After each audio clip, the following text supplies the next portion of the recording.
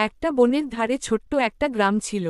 সেই গ্রামে থাকত এক বুদ্ধিমান ছোট ছেলেটি, তার নাম ছিল বালক।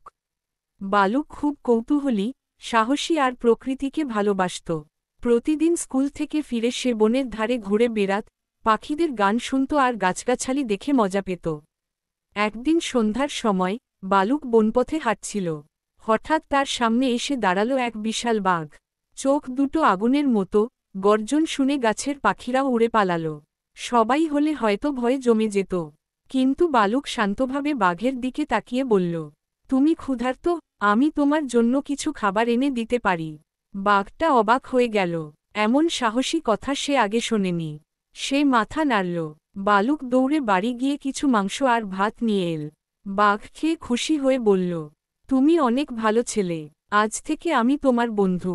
এরপর থেকে বাঘটা আর কাউকে ভয় দেখাত না। সে প্রতিদিন সন্ধ্যায় বালকের সঙ্গে দেখা করত।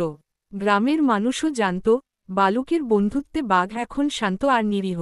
ড্যাশ ড্যাশ ড্যাশ নীতিবাক্য: ভয়কে জয় করে সাহস ও সদয় মনোভাব দিয়ে বন্ধু তৈরি করা যায়, এমনকি বাঘের সঙ্গেও।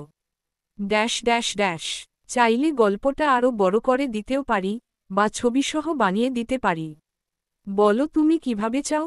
চোখে হাসির সাথে মুখে হাসি।